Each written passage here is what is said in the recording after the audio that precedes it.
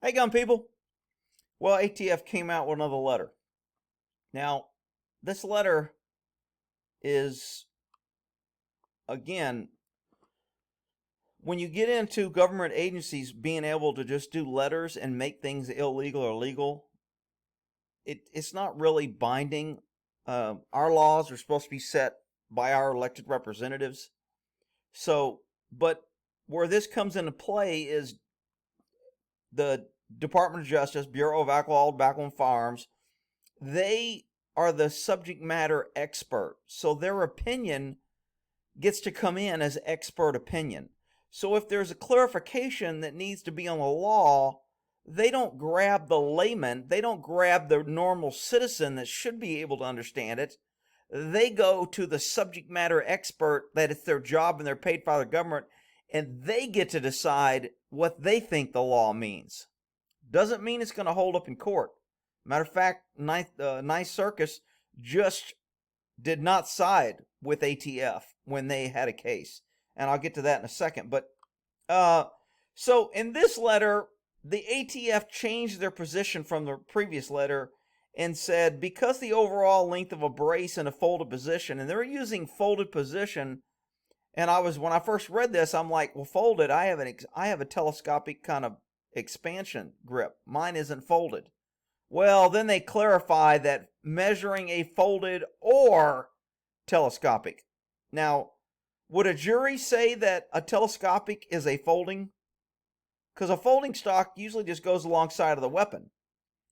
And a telescopic, where it goes up and down on the stabilizing brace, is that folding? ATF is saying they're including telescopic in their folding. I'm about to go beat my cat's butt because he's scratching on. Moki, I'm going to beat your butt. Knock it off. He's tearing up the screen on the front door. Anyway, I digress. So the overall length now is measured in the folded position or the complete telescopic where it's closed. Unlike in the previous letter, which both these letters will be posted on my thing. This letter is already posted on my website. In this letter from Chief Firearms Technology Branch, ATF, how do you determine the length of a weapon? Extend or fold out the shoulder stock to the extreme length. And then you measure from the tip of the barrel. You remove if it has a flash suppressor, because a flash suppressor isn't part of the barrel.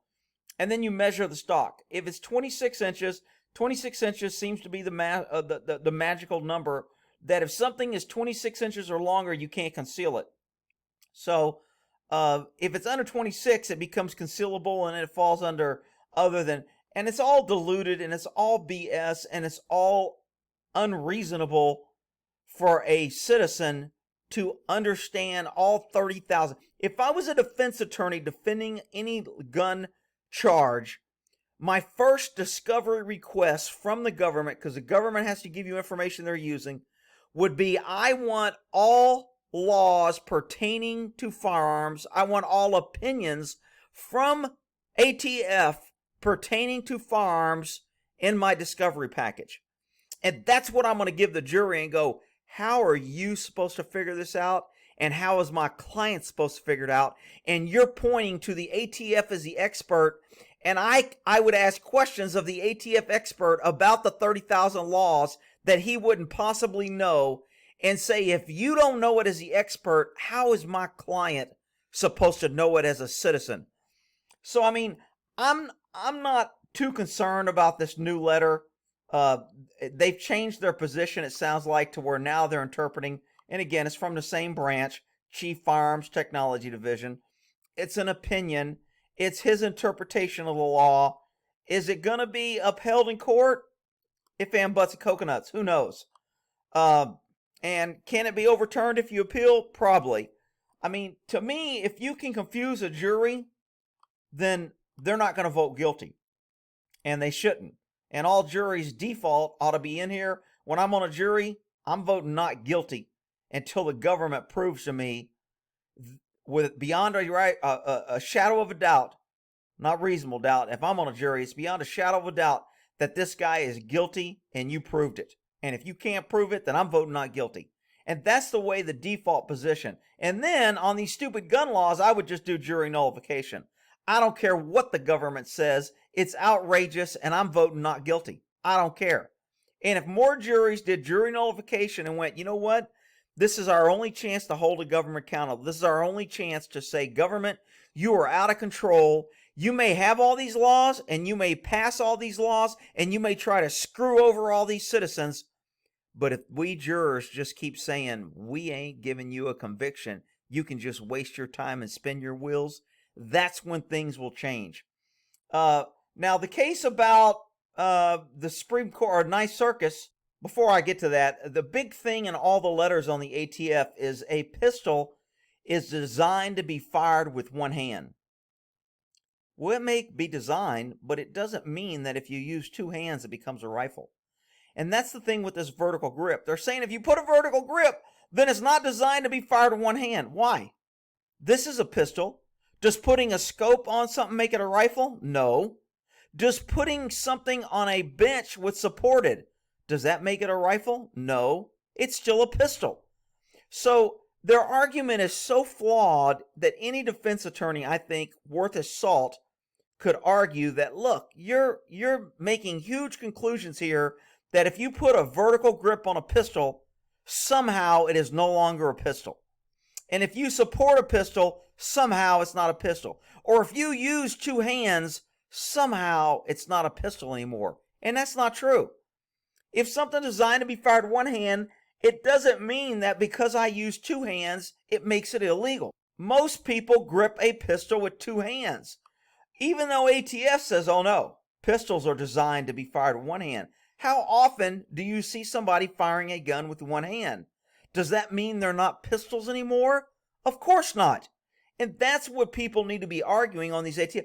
I don't know how often the ATF takes these cases to trial. And it sounds like when they do take it to trial, they lose anyway. Let me get to that 9th Circus case. So in this U.S. versus Fix, and because this is an unpublished case, I can't find the full case.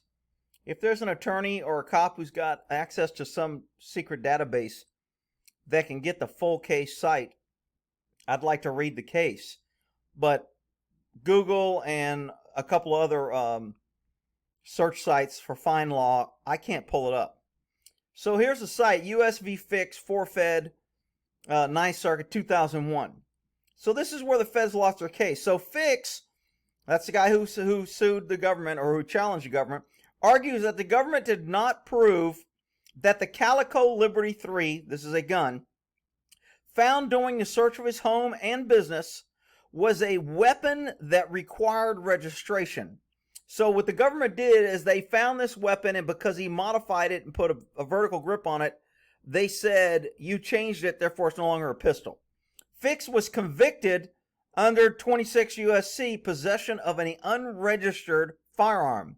Now, we don't have firearm registration in the country, but there's certain weapons that need to be registered. Short barrel rifles, if you have a silencer, automatic weapons, those need to be registered. Well, they're saying any other firearm also needs to be registered, and because he put a vertical grip, it fell into that category. So Fix was convicted, possession of an unregistered firearm. HN2 firearm is defined by a list of 8 weapons and a catch-all provision of any other weapon. So any other weapon includes any weapon, this is critical, the definition of the law, not what DOJ interprets the law, this is the definition. Any other weapon includes any weapon or device capable of being concealed. Remember, to be concealed, it has to be under 26 inches. Capable of being concealed on a person from which a shot can be discharged through the energy of an explosive. That's any firearm, is any gun, bullet, it fires a bullet. This is key right here. Can be discharged through the energy of an explosive, but not a pistol. And then it goes on to say having a rifled bore. So if your pistol has a rifled bore, it is not, per definition, any other weapon. ATF argued, oh, because he put a vertical grip, he changed it. It wasn't a pistol anymore. therefore it should have been registered. Supreme Court said, we don't think so. Weapons not included in the definition need not be registered. So basically what they just said is weapons not included in the definition need not be registered. If you have a pistol with a rifled bore, it is not any other weapon. It does not need to be registered. And this is where it comes into everybody making these AR pistols and AK pistols and all these other pistols. If it's a pistol with a rifled barrel, it does not need to be registered. Period. No ifs, ands, buts, or coconuts. That's what the law says. Now, ATF argued because they're the subject matter expert. Oh, no. He modified it, so it's not a pistol. And that goes back to my earlier argument. A pistol is designed to be fired with one hand, but very few people use one hand. They all use two hands. And even on the little pistol that's a rifle, that's a little lever action, what's called a mirror leg or whatever, it has a forearm grip to where you can grip it, but it's not a vertical forearm grip. So the ATF says, well, we'll leave that one a BS. The law pretty much clears it out here. So the Supreme Court, the 9th Circus, who usually gives out anti-gun, who is probably the most anti-gun court out there, we agree the government failed to prove the violation for two reasons. The first reason they listed, the weapon does not fit the definition required by the statute provision, the pistol for the purpose of the statute. What defines a pistol is a weapon originally designed, made, and intended to fire a projectile or bullet from one or more barrels which is held in one hand. So if it's up to the ATF, if you put two hands on a pistol, it's no longer a pistol. That's just absurd. And the court didn't agree with it, and a jury wouldn't agree with it. The government argues that because the Calico was modified to fire with two hand guards, or with two hands, it falls out of the definition of a pistol and back into the definition of any other weapon. This argument ignores the definition of the requirement that the weapon be capable of being held in one hand as it was originally designed and made. As written, the definition does not consider modifications to the weapon by the owner. The definition does not say that. The Calico was originally designed and made to be fired with one hand and still could be, despite the addition of a foregrip. This is a huge case for everybody worried about putting a foregrip on your pistol. And its precedence because it's already been out there and it's already been ruled. So people go, well, if you go to another court, maybe they won't agree with it. Well, maybe they won't. But you have a court decision on your side on why the court said it was legal. Secondly, the 9th Circuit says, the definition of any other weapon expressly excludes weapons with rifled bore. We assume that the any other weapon provision was intended as a catch-all category to which gathered sawed-off shotguns, and that's what any other weapons used to be. It used to be a sawed-off shotgun. Shotguns don't have rifling. So now, technically, if you get a sawed-off shotgun with a rifled barrel, you would be out of definition of what they called, and you wouldn't have to register it.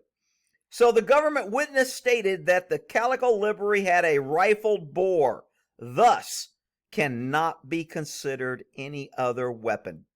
So the courts reversed it and said, you lose, government, because the ATF doesn't get to run around and change the definition of the law.